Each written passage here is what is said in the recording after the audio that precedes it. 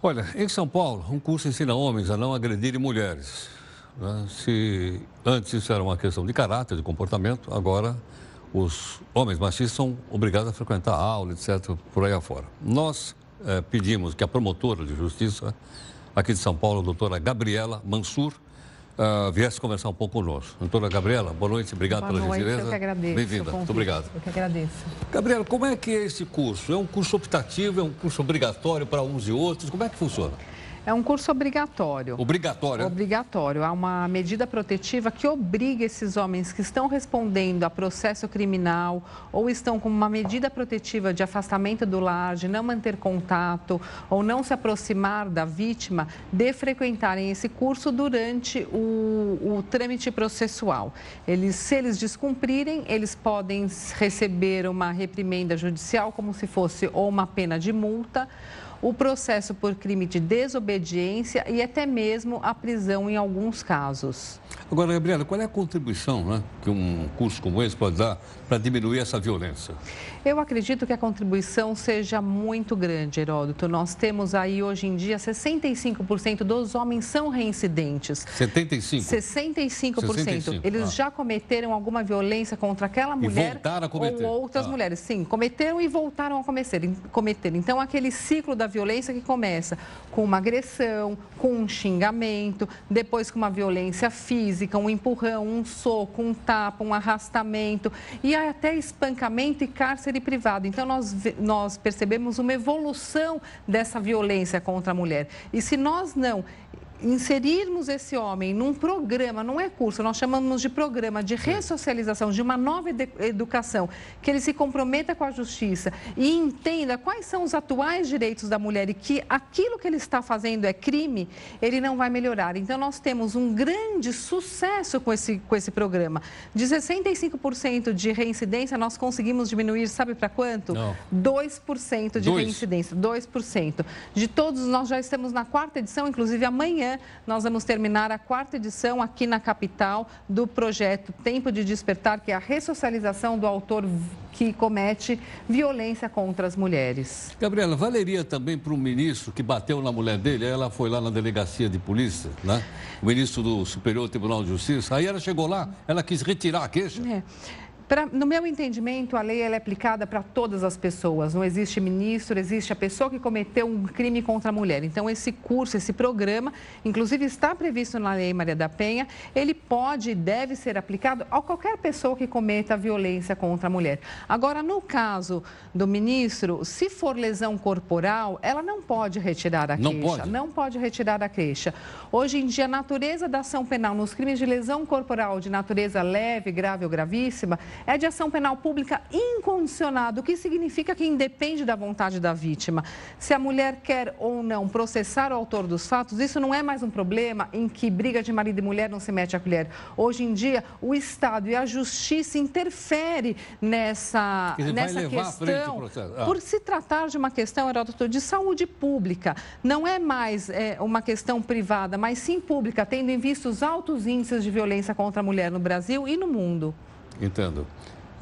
Bom, essa lei, Maria da Penha, me parece que deu uma contribuição para levantar o problema existente e dar uma atenuada nesse conflito, ou não? Eu acredito, a lei, apesar de ter já 11 anos de existência, ela é uma lei relativamente nova, em que nós ainda não temos como saber se diminuiu ou aumentou a violência. O que nós vemos é o seguinte, um aumento das denúncias, as mulheres procuram muito mais a justiça, denunciam muito mais, têm coragem, se empoderam.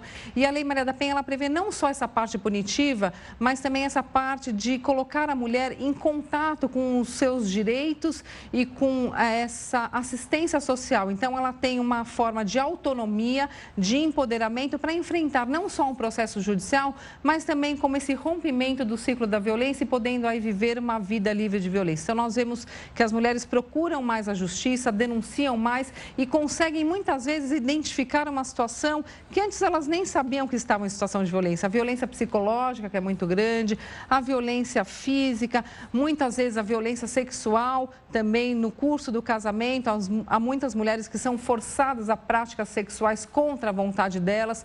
As mulheres mais jovens hoje em dia estão denunciando e procurando muito mais rapidamente a justiça.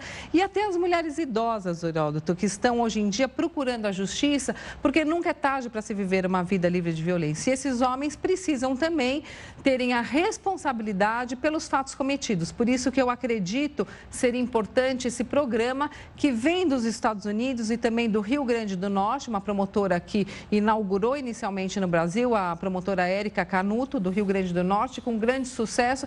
Nós trouxemos para São Paulo, adaptando a nossa realidade, e isso faz com que esses homens tenham uma consciência de que eles estão cometendo um grave crime de violência contra a mulher. Agora, qual é a punição por um crime de violência contra a mulher?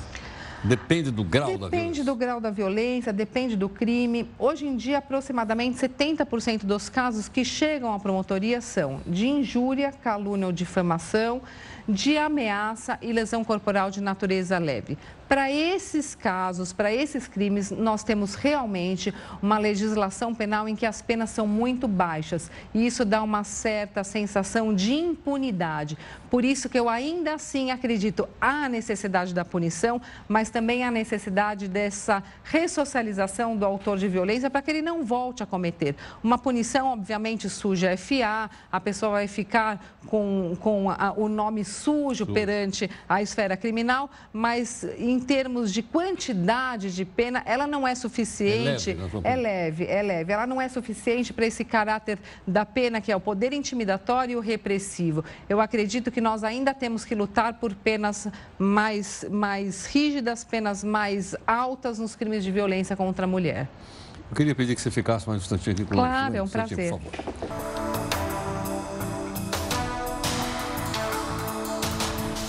Gentilmente, a promotora de Justiça do Ministério Público de São Paulo, a doutora Gabriela Mansur, está aqui conosco. Gabriela, que comentário você faz? Você falou em violência contra a mulher, contra o ex-médico Abdel Maci. Eu acredito que a decisão do Tribunal de Justiça foi acertada. Lógico, dele cumprir a pena em regime fechado, em que há o tratamento específico para o caso dele. Os crimes de violência sexual, eles são muito graves. Te surpreendeu o fato de ele ter conseguido me surpreendeu, sim. Surpreendeu? Talvez pela idade, mas isso não justifica porque a consequência desses crimes cometidos nas mulheres são muito graves, abalam psicologicamente essas mulheres de uma forma quase que irreparável, se não irreparável. E nós temos, às vezes, uma cultura no Brasil de esquecimento das vítimas, principalmente as vítimas de violência sexual, de violência física, de violência moral, quando tem, por exemplo, suas fotos divulgadas em redes sociais. E nós temos que sempre lembrar e ter essa preocupação com a vítima do processo, e principalmente quando a vítima é mulher, porque os danos são imensuráveis, Heródoto. Então, eu não concordo em ele cumprir em regime. Você falou agora há pouco da sensação de impunidade. Eu acho que a sensação geral foi de impunidade quando souberam que ele havia ganho o direito de ir para casa, cumprir a pena em casa. Sim, mas o Ministério Público está aí. Hoje em dia, no meu entendimento, não puxando a sardinha para o meu lado, mas é a maior instituição do Brasil e fez com que ele voltasse e cumprisse a pena em regime fechado, como deve ser. Entendo. Como deve ser.